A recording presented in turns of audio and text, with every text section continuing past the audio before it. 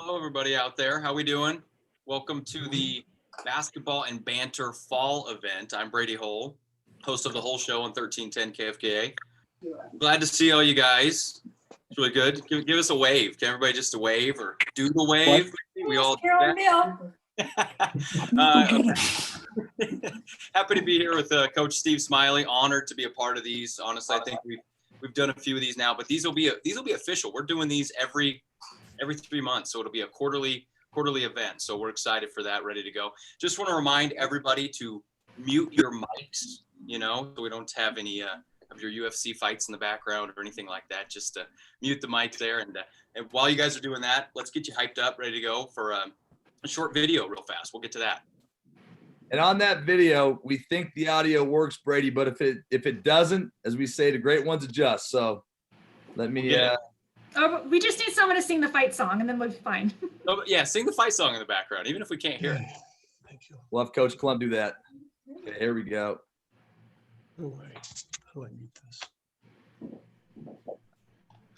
I did like the hype video. The hype video was nice. Although I want to see some more slam dunks in those videos, Brady. I want to see that rim bent. Yeah, I'm ready.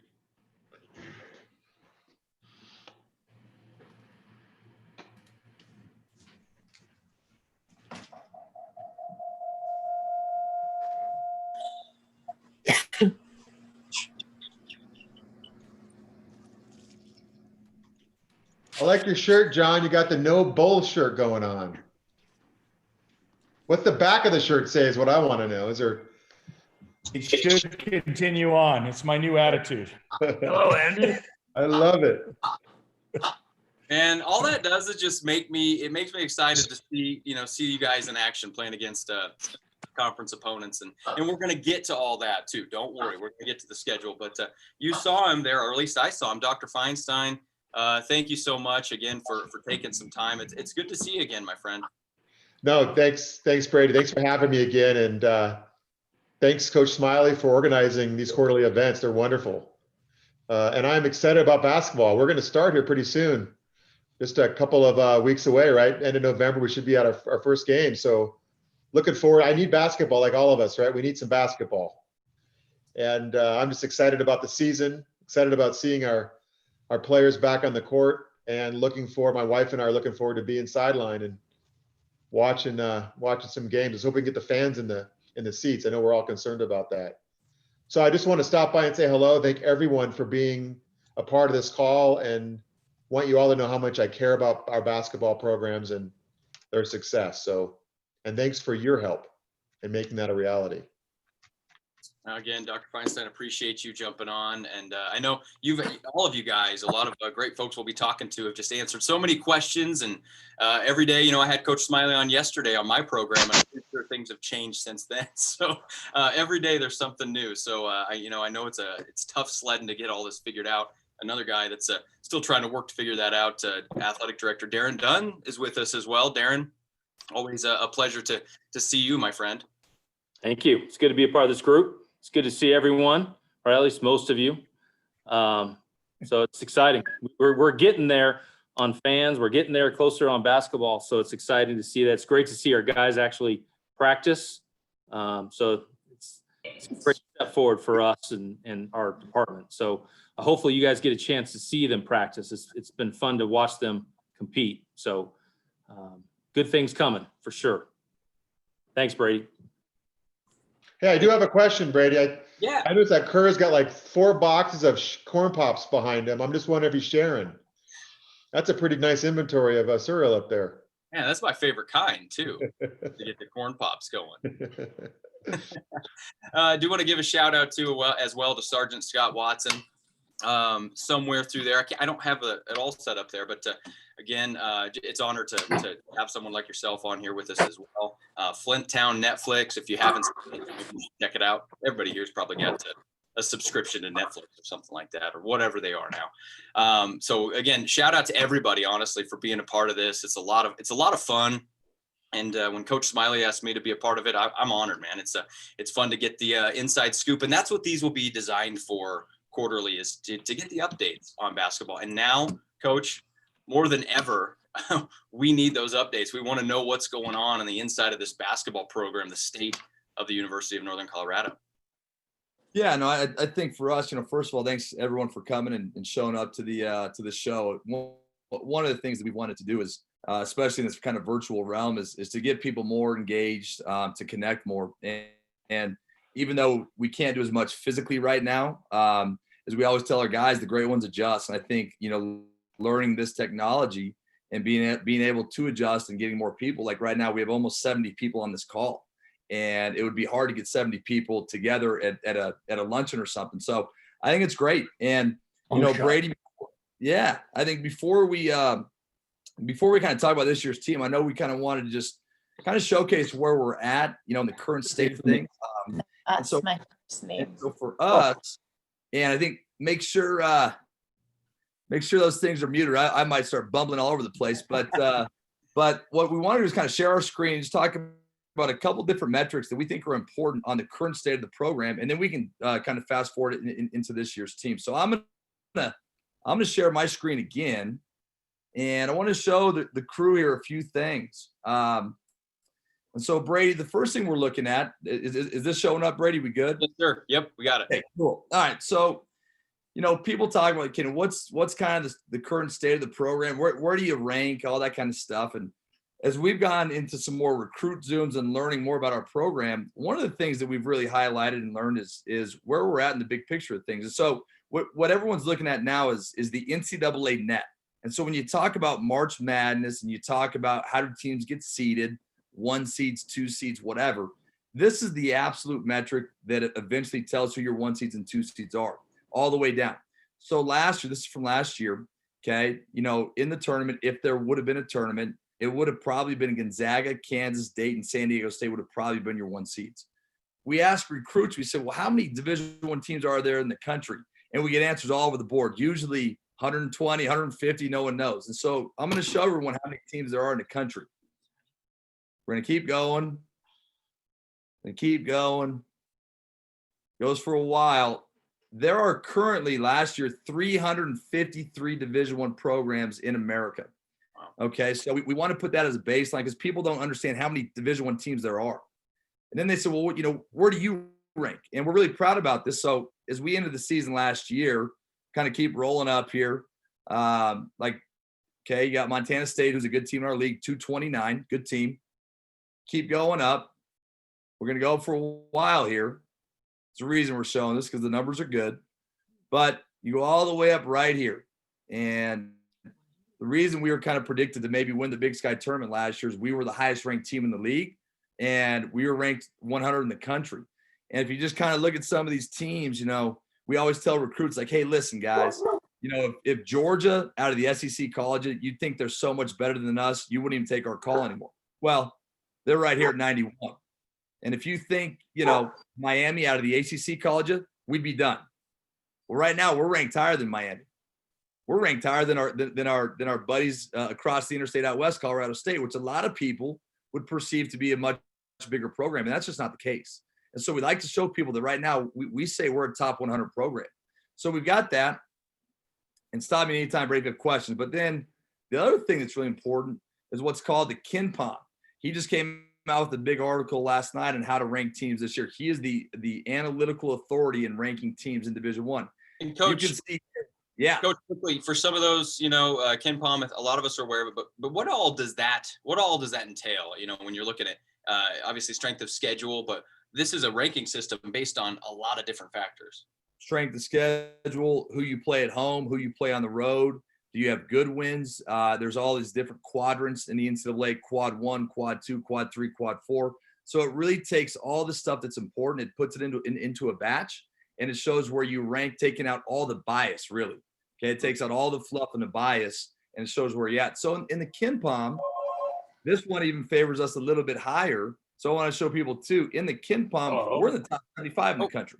Can we, a quick reminder, tell everybody to mute their microphone. Arch, can I call you back? You can mute your mic, sir. Our guy, I think it's Dick Bond. Just a second. Riva? Okay. He gets presidential privilege. Sorry, guys. Yeah, that's all good. So in this one, we're 75th. and what's cool about this, you look at UCLA's ranked lower than us right now. You look at North Carolina's ranked lower than us right now. And so for us, there was a deal that came out this spring that said the real UNC is Northern Colorado. And people are like, what do you mean? Right now, we're ranked higher than North Carolina. And we take a lot of pride in that. And the other thing too, Brady, is that this is really cool as well. This is off the KenPom. So KenPom's data goes for all the way since 1997, well before we were even a Division I member, right? So right now in the KenPom, and I'll close this just a little bit down so everyone can see, but in the KenPom, last year we had the biggest jump in America in our overall rating. No one had a bigger jump. If you look all the way to the right, we had the biggest jump. We jumped up 26 spots overall in America. And so we take a lot of pride in that. So we always really talk about that. And I think that's a big thing just for our fans and supporters and for people to know, because it's a lot of people don't realize where we're currently at. The other thing too that might resonate a little bit more with people as well is that right now, well, some people don't know what that means. So let's look at just the West. So in the West, there's really 6 Division I leagues: the Pac-12, the Mountain West, the WCC, which Gonzaga, us, the Big West, and the WAC. So there's about 80 Division I teams in the West. Now, our league is perceived to be one of the smallest leagues. And I just showed you all the data from last year, but over the past 3 years, okay, so not just the one-hit wonder, but over the past 3 years, we have won the 10th most games in the entire West. You can see right here. What's interesting about this is our Big Sky tournament got shut down, right? So we never got to play a Big Sky game. Well, the Mountain West, they played their tournament. Utah State, which is right here, beat San Diego State in the championship. So if we would have won our tournament, and who knows, but if we would have won our tournament, Brady, we would have gotten up to 72 wins and had the 6th most wins in the entire West over the past 3 years. And so again, I just think our fans, supporters need to see that, because that's something we're really proud of. So that's kind of what it is, Brady. Yeah, and I think that's what's so important about that too, Coach, is you see a lot of basketball teams that just kind of catch fire for a year, and maybe 5-6 years later they catch fire again. They get that one special guy that maybe some other teams overlooked. What we're looking at is consistency, and you guys, as you saw with the KenPom ratings, going up every year, but consistently, you guys are finding ways to put together successful season, year after year, and I think that's really important for you guys as you build your program. Yeah, and it goes to the 3 guys you're going to talk to. We've tried to build this thing for sustainability, with really the majority of our stuff being high school recruiting. And so I know we have 3 guys that you'll talk to: Sam Maston, Matt Johnson, and Courage Cooch. But when you have kids that work through the program and continue to build, that's where that sustainability can really happen. So that's kind of the deal there. So I'll stop sharing, Brady, and I'll put the mic back on you. Yeah, well, and I think when you look at that, you're looking at your past, you're looking at that success, but now obviously you're looking to the future. It's been a strange time for everybody, but when we start getting into that, into the roster, and we'll break into some players here in just a moment. But what does that look like for you? You're trying to obviously taken over the job not too long ago. Interesting time, but now you're setting your sights on the start of the season. What do those workouts look like? What do those practice look like? COVID protocols, all those things that we're going into. A lot more on your plate than just a regular basketball season. For sure. For us, we've had to follow a lot of protocols, and like you said, we didn't get a summertime up here, which is kind of what happened. But we started in the fall, and the first 2 weeks, 1 guy, 1 ball, 1 hoop, no passers. And so for 2 weeks, it was strict individual work with no passing. So we had to follow those protocols. Then the next 2 weeks, a maximum of 8 players in the gym, 5-on-0 max, no live, no competition, sharing a ball. And so our first 4 weeks, there was nothing live, no competing. And I think for us, it actually was a benefit, so that we were able to phase things in. We wanted to make sure our guys were in good shape. The worst thing you can do is just start going live and someone gets hurt right away. So we were able to progress through that. Now this week, Brady, we've been allowed to start doing some live competition, and so now it's getting. I know for our guys, they're enjoying it a lot more now that they can compete. But it's been very good. Coach, with practice, I mean, how much of it? When do you transition a little bit? You're just happy to get out and do a regular practice, right? Earlier this week on Monday. When do you get the honeymoon phase, right? When do you get away from, hey, we're just happy to see everybody, to, all right, now we're getting after it, and it's time to just not sugarcoat, so to speak. Yeah, I think we're probably already there. It's funny. The first time we did a live drill, it was sloppy and it was ugly, but the guys were just so excited to actually compete.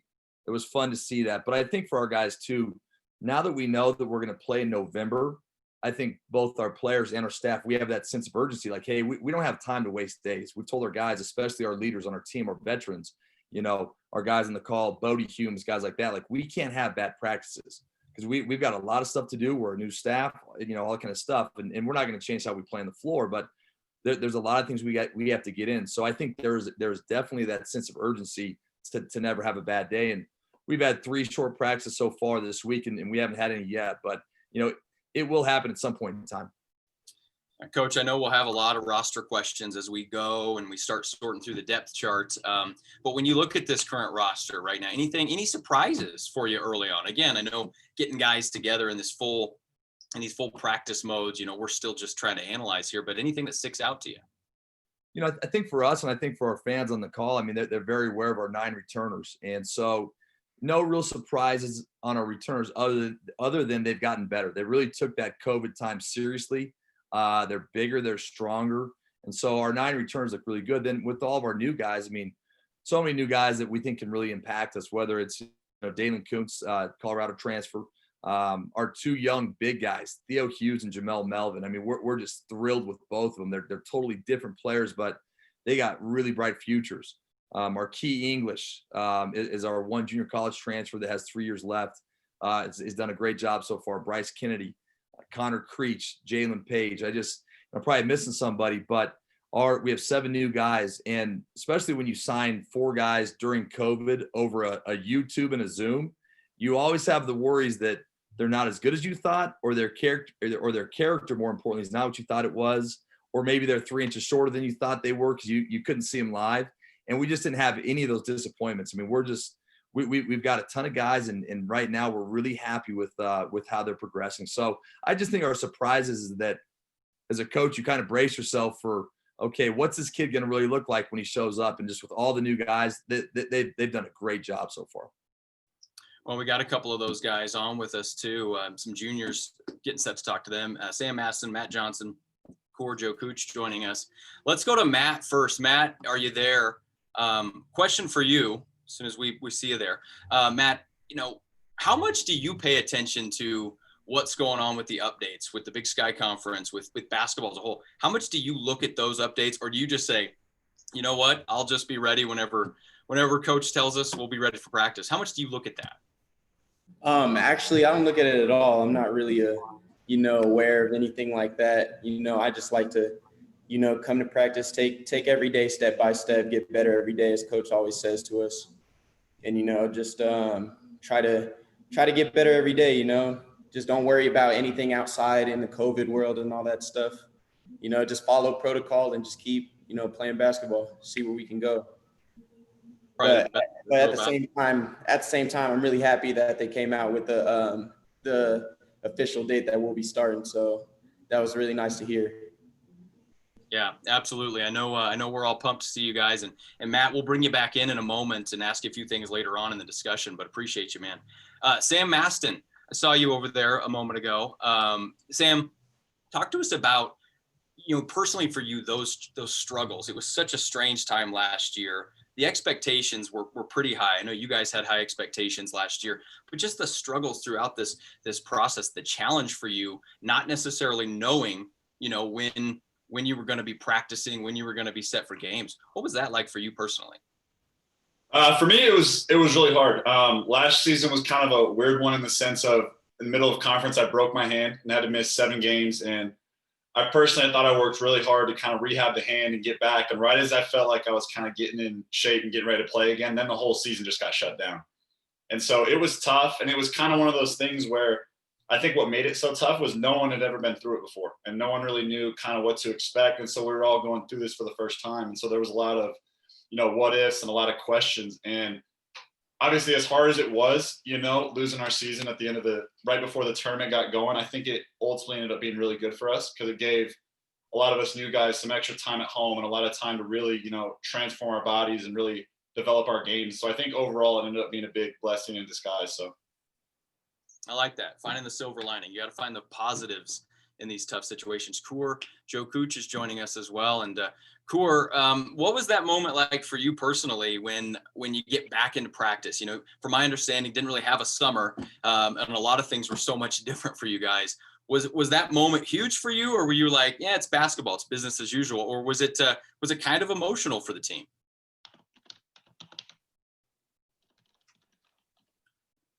Do we have Coor there?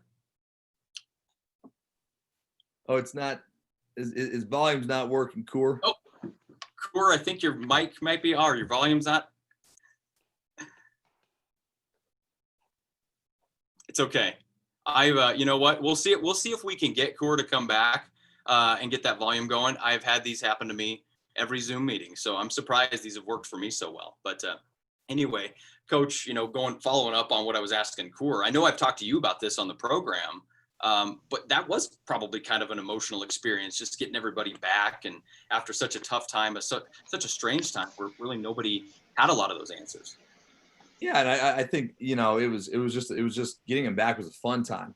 Not having a chance to see our guys this summer. I think we have a really close team, and I think our guys have put a lot of time into this for many years, and so being apart, hey, the Zoom's great and everything, but being apart for months and months and months and just not really knowing when we could really get this thing going, even getting in the gym, one guy, one ball, one hoop, like the joy of them having to do that.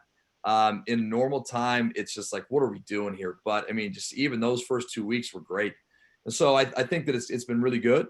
But at the same point in time, like, especially when we getting into this live stuff, I'd say joy is the best word. I mean, we have guys that love to play basketball, and the joy of just getting out there and competing, because so many of our guys this summer, they couldn't get in a gym when they were back home. You know, guys in California, and even the hoops at the local park are taken down because of COVID. You just can't play. And so to be able to come back and play, I think joy is probably the right word. Coor, do we have you there? We'll check one more time real quickly.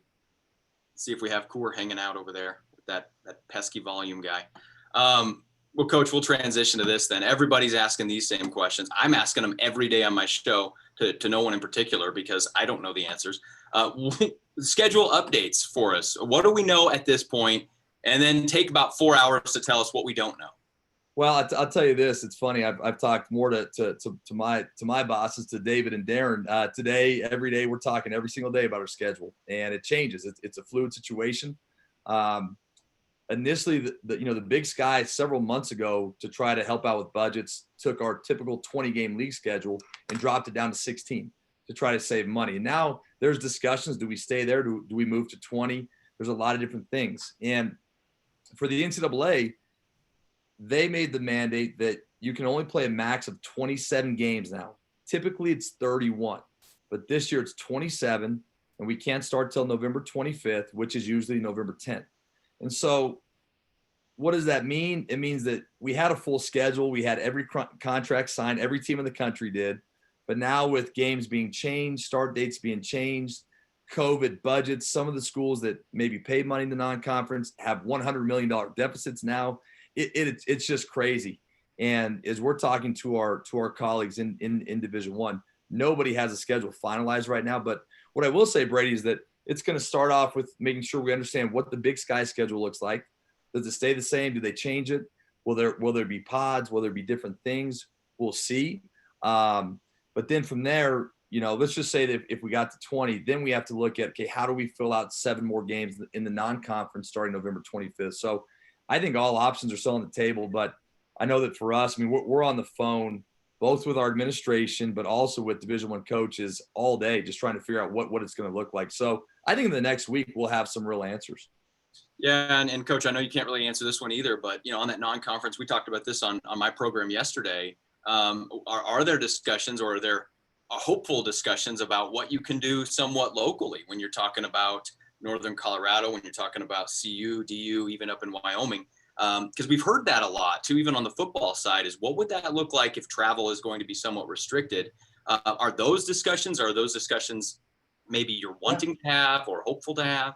Yeah, I think every discussion, including those local discussions, are on the table. And, when you look at the local stuff from a safety perspective, it reduces your risk a little bit, I think. and then also too, just from a budget perspective. So, you know, some teams in the country are so isolated they can't get to Division I games driving wise. We do have the ability with, as you mentioned, that there's I think 5 other Division I schools in the area. Not that we'll play everybody, but those discussions are happening. Like, okay, you know, how many games do you have in your non-conference?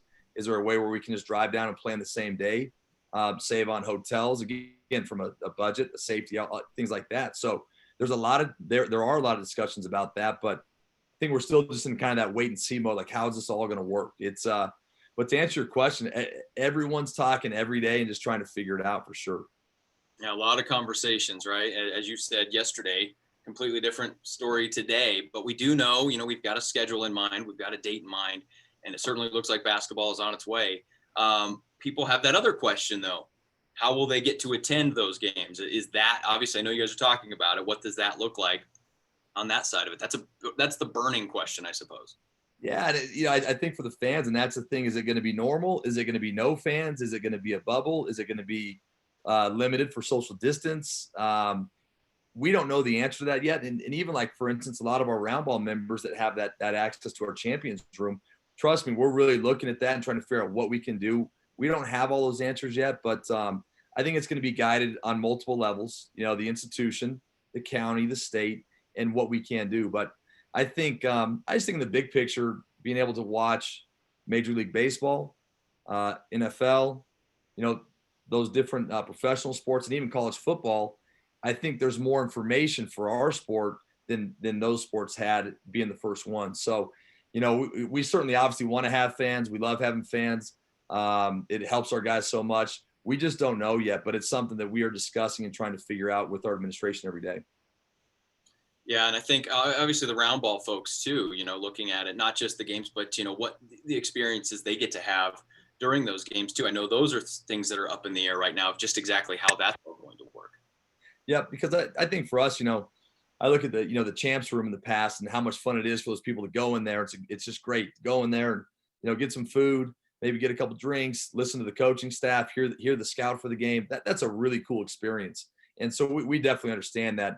The question is just, you know, with COVID and protocols, what's it going to look like? And I just think for all our fans, you know, trust us, we are looking into that and trying to figure out what that's going to be. And we'll keep firing off questions too, Coach. I know at the end we'll start getting to some of those questions, but if you have questions for Coach specifically about this program and what's next, put them off in those in that chat sign, and we'll go through and we'll read them when we can. We do have Coor. Is Coor back? Do you want to? Could we hear from Coor real fast? Let's try to. Absolutely. Are you guys able to hear me? Yeah, I got you, man. Hey, All right, I'm back. Yeah. I did like 18 of those Zoom meetings before I realized I was never talking through any of them. So I think people rather that way, but we want to hear from you. Coor, I was asking Coach about that, you know, the opportunity to get back with your teammates after what I understand really no summer. I mean, and not being with your group, not being with your guys. Was that an emotional experience for you getting back into the court and into the gym with your teammates? It was a little bit emotional because since we're always together and we've been apart for so long, it felt good to get back and get practicing with the guys once again. So it was a little emotional, but it felt good to get back with them. How about you? Did you find yourself, I asked Matt this question too, did you find yourself searching for updates on what the NCAA was going to do, what the Big Sky was going to do? Or did you say, you know what, Coach will tell me when, I'll just be ready to go when he tells me? I didn't really look at them. My mindset was kind of, I'll just work when it's time to go. I'll be ready to go. So I wasn't too focused on what was going to happen in the future. Cool. Thanks, man. Appreciate you. And we're looking forward to seeing all you guys on the floor soon. And Coach, let's go back to the recruiting side of things too. I mean, everything's strange, but recruiting has to be probably up there as far as one of the more difficult tasks, as far as adjusting to that. How have you done that? What's that process like? Yeah, it's been really interesting, and obviously with the rules, we can't talk about specific players and stuff. But what we've learned going through the Zoom process is that we can learn so much more and be so much more efficient on the front end. And so, right now, the NCAA has set a dead period until at least January. So myself and our assistant coaches, we have not been allowed to be on the road since this hit last March. So you're looking at 9 months in which for people that don't know, especially when the season's not in full swing, there's a lot of recruiting. You're on the road a lot. So it's been very different. But for us, we've looked at it. We actually created a bunch of different kind of Zoom presentations, the things that we're allowed to legally do. The best one I think we do is we get the recruit, we get his parents. We have our staff on that's allowed to be on those calls, and we just talk for 45 minutes. And you can learn so much about a recruit. You can watch their body language. You can watch how they act with their parents, which is a big thing to us. You can just see so many different things in those first 40 minutes. And then about 2 weeks later, we'll do kind of like a campus tour, which is, available through the school. And we just kind of go through the facilities, and it's almost no basketball. Where are you going to live? How are you going to eat?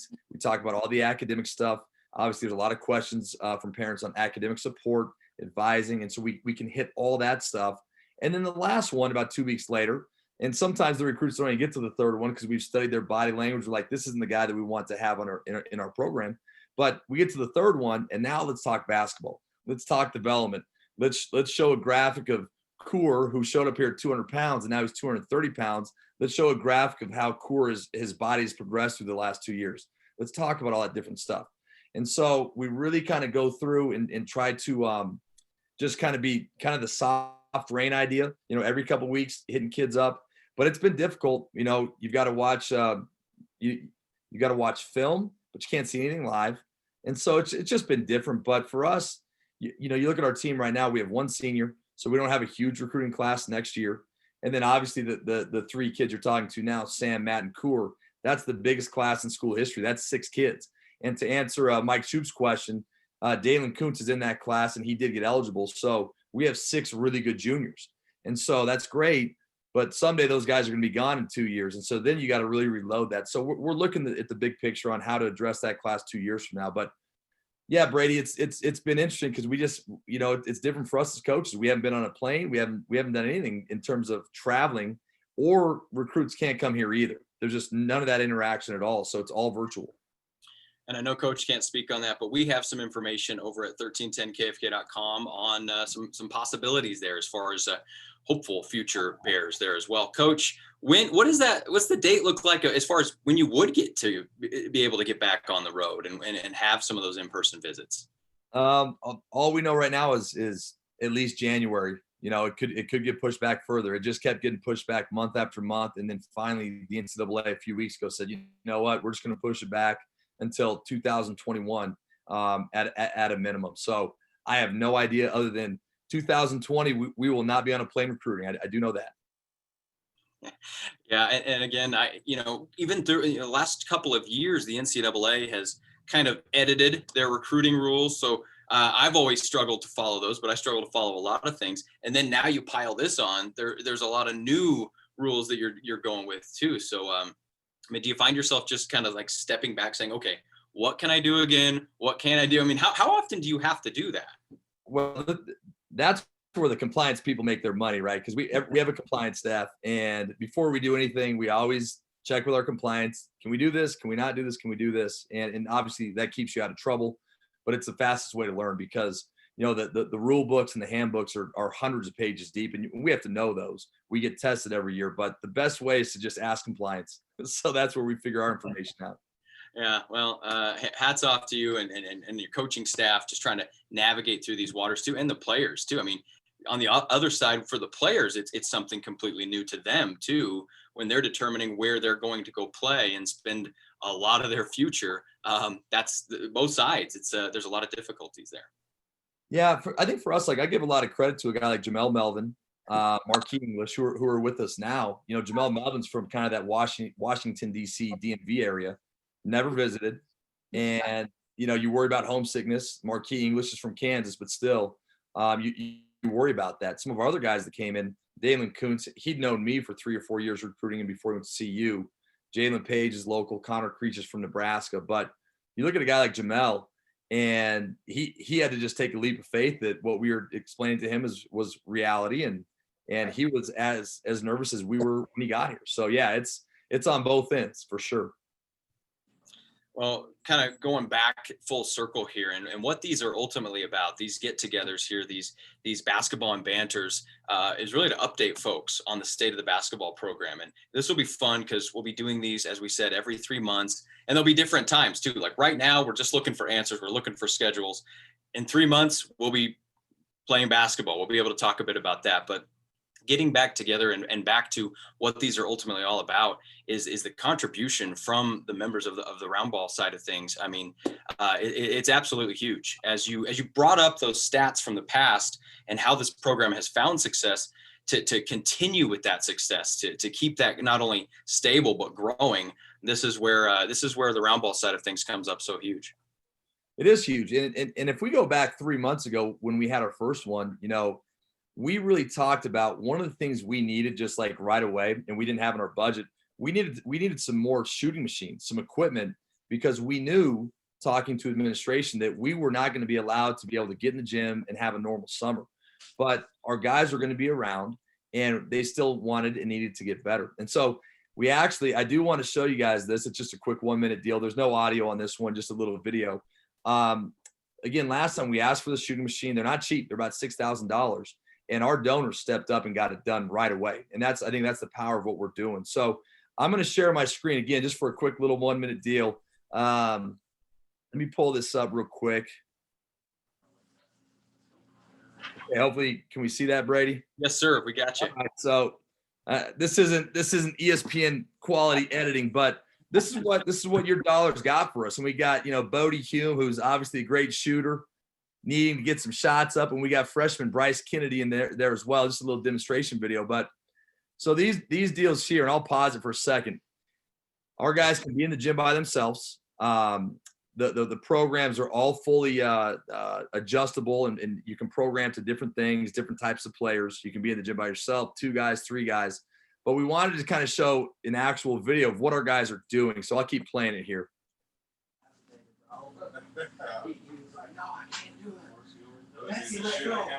Just the idea of what this thing is. You can speed it up, you can slow it down, but it looks like it is pretty basic. But when you can't be in the gym passing to the guys, and here's Bodie, I mean, he's going to get an Emmy Award or an Oscar or whatever it is. But that is really good. We can definitely tell what they're doing. Yeah, we got the touch screen. We got the touch screen right there, and you can program these. It's unbelievable what you can do with these. Tell the kids what to do and how to do it. So you can see right here, you got, just some guys shooting, and coach, that monitor there, you're able to program where the passes are going, and it's taking shot percentages too, field goal percentage. I mean, it's amazing.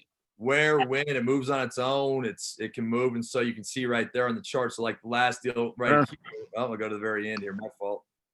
So 3rd time's a charm, Brady. All right, so right here, yeah, I mean, like you shoot 500 shots, and you can have the whole thing charted out. If our guys were shooting 60% a game, we'd win a lot of games. So hopefully that's the situation. But you get a lot of data, and then with this deal too, our guys will put in either a phone number or an email address, and that data can get logged to their profile, so they can actually track all that they do throughout the course of time. So it's really powerful stuff. So I'll stop that share again, Brady. No, I think that's awesome, man. I mean, and like you said, something that sticks out to me, Coach, is the fact that they can go and use those by themselves too. I mean, being able to spot up where they are. I mean, that's got to be so beneficial. It gives them a head start.